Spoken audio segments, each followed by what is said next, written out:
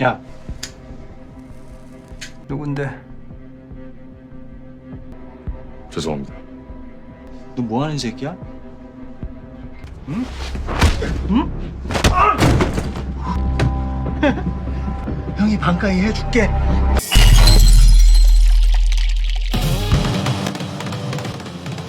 Halo Sobat Santuy dimanapun kamu berada, yo opo kabare sehat?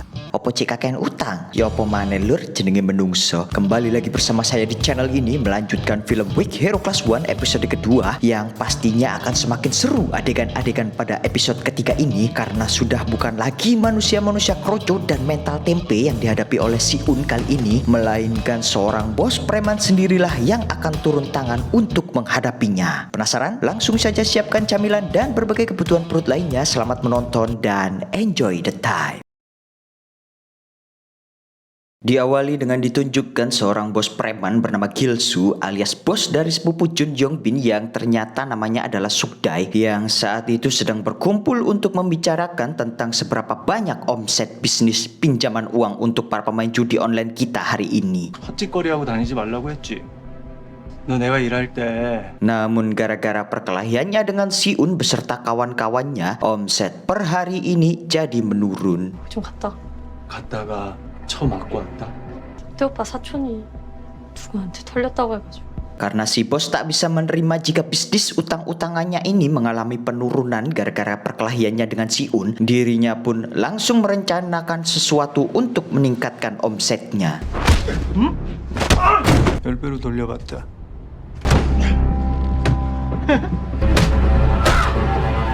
야, 돈 벌자. 어? Setelah itu di lain hari ketika malam hari dan hujan terlihat sangat deras, Si Un yang saat itu bermaksud membeli sebuah payung di sebuah toko tiba-tiba secara tak sengaja bertemu dengan wanita ini yang termasuk komplotan para preman itu.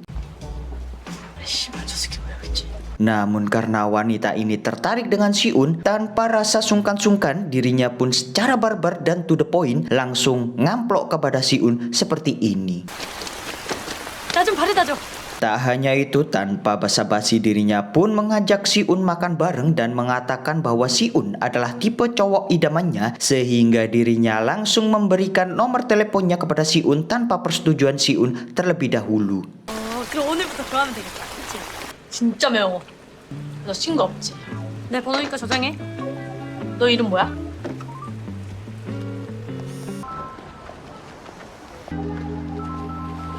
Keesokan paginya ketika Si Un sedang berada di sekolah, Bum Suk tiba-tiba datang untuk memohon bantuannya supaya mereka menemui pengacaranya dan mengaku bahwa barang bukti itu bukanlah narkoba tempel supaya dirinya tidak jadi dipindahkan ke sekolah panti asuhan remaja. 그 펜타닐 그거 내 거 아니라고 말 한 번만 해줘. 우리 변호사 한 번만 만나주라. Awalnya mereka menolaknya, tetapi karena tak tega melihat Bum Suk terus-terusan ngerengek dan mewek, akhirnya mereka pun menyetujuinya. 도와줘. 나 진짜 이러다 소년원 간다고. 구라면 뒤진다 진짜. 알바는 못 가겠다. Ternyata si berdebah Bum Suk ini memang benar-benar bajul. Mereka bertiga yang bermaksud baik untuk menolongnya justru malah dijebak olehnya. 석대야, 이분들 맞지? 네. 합의금 가지고 와. 1,500. 내가 3일 줄게. Ya, si bos preman pun meminta uang ganti rugi 15 juta won dalam waktu 3 hari atas perilaku mereka terhadap tangan Sukdae yang sebenarnya dirinya sendirilah yang melukainya di awal adegan tadi. Namun karena Sohu menolak untuk membayar ganti rugi, maka seperti inilah akibatnya. 야, 이 형들 존나 개골 때리네 이거. 너 장난 같아? 나 돈 때문에 사람도 죽여. 소야 괜찮아? 어떡하지? Hari demi hari mereka bertiga merasa tidak tenang karena setiap aktivitas yang mereka lakukan selalu saja dibuntuti oleh komplotan mereka.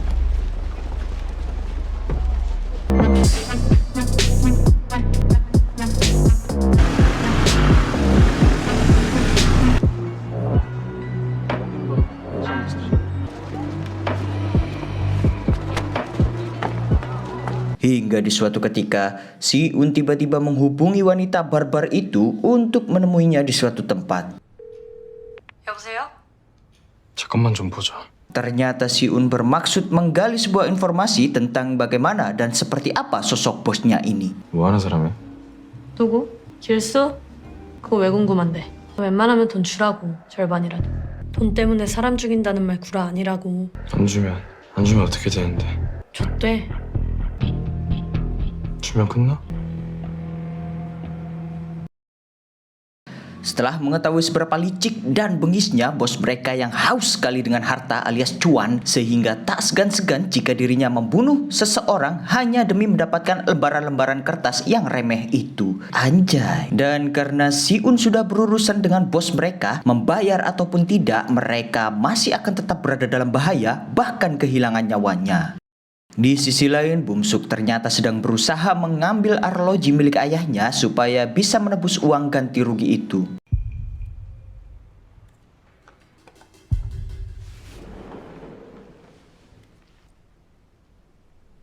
Keesokan paginya mereka bertiga pun berkumpul untuk mendiskusikan bagaimana cara mengatasi permasalahan ini. Karena Bumsuk sudah berhasil mengambil arloji milik ayahnya yang kemudian ia jual, dirinya pun langsung mengatakan mari kita akhiri semua ini. 어디서 났어? 아니 왜 그게 뭔 상관이야? 아버지 시계 팔았어. 근데 그거 어차피 나한테 물려주신 거여가지고. 내가 알아서 할 테니까 걱정 마. Namun karena mereka berdua tak mau Bumsuk melakukan sebuah keharaman, Si Un dan Sohu pun lebih memilih cara yang halal, yaitu melapor kepada Pak Polisi. 그 양아치 새끼한테 돈을 왜 줘? 경찰에 신고하면 되지. 내가 알아서 할 테니까 걱정 마. Si Un sendiri yang sudah mendapatkan banyak informasi mengenai bisnis gelap yang dijalankan Gilsu berkat wanita itu, dirinya pun mengutarakan strateginya kepada mereka berdua bagaimana kita bisa menuntaskan kasus ini. Sesuai arahan Si Un, strategi ini pun diluncurkan. 그래 시은이가 전략은 잘 짰으니까 Sohu pun usul kepada Si Un supaya dirinya saja yang dibawa oleh mereka, karena selain dirinya adalah perwakilan siswa dari sekolah Bioksan, ia pun juga lebih jago dalam hal bertarung jika dibandingkan dengan mereka berdua. 삼총사에 체했냐? 너 돈 없지? Sohu pun mulai ikut dengan mereka untuk mengulur waktu serta bertugas untuk menginformasikan lokasi markas komplotan preman ini, sementara Si Un dan Bumsuk sendiri bertugas untuk menghubungi Pak Polisi untuk menggerebeknya.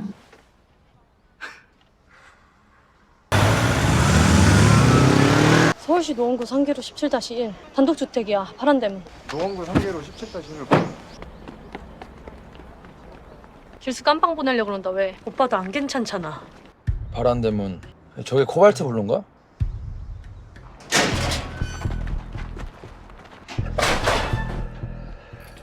Namun Gilsu sendiri juga gak goblok-goblok amat. Dengan alasan demi keamanan transaksi, Gilsu pun merampas ponsel milik Sohu dan...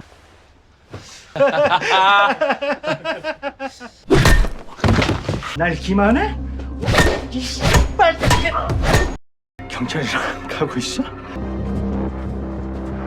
Bumsuk sendiri terlihat sudah berhasil menemukan di mana lokasi Sohu dan...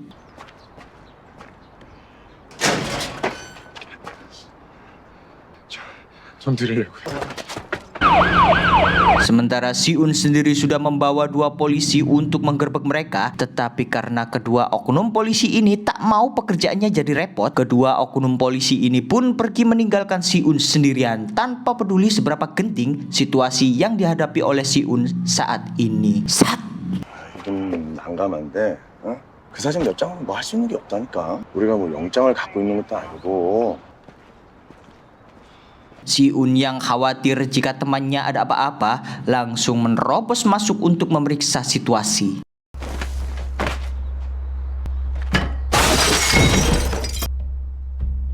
Namun di lokasi tersebut hanya tertinggal bercak darah, dan lebih parahnya ketika Si Un mencari barang bukti berupa berkas-berkas bisnis gelapnya ini, tak ada satupun yang tersisa karena sudah dibereskan oleh Gilsu dan komplotannya.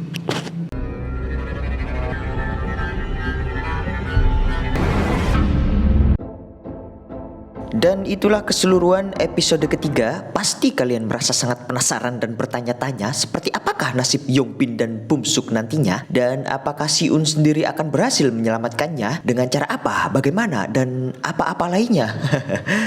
Nantikan saja episode selanjutnya. Jangan lupa subscribe dan klik tombol lonceng supaya tidak ketinggalan jejak. Dan terakhir, seperti biasa, pesan yang bisa kita ambil dari episode ini adalah jangan pernah takut untuk membela kebenaran dan keadilan. Namun meskipun demikian, tetaplah bijak dalam mengambil sikap, karena sebuah kebenaran tak harus dilalui dengan cara kekerasan. Terima kasih sudah menonton, semoga terhibur serta pesan yang saya sampaikan bisa meresap di dalam benak Anda. Dan assalamualaikum warahmatullahi wabarakatuh.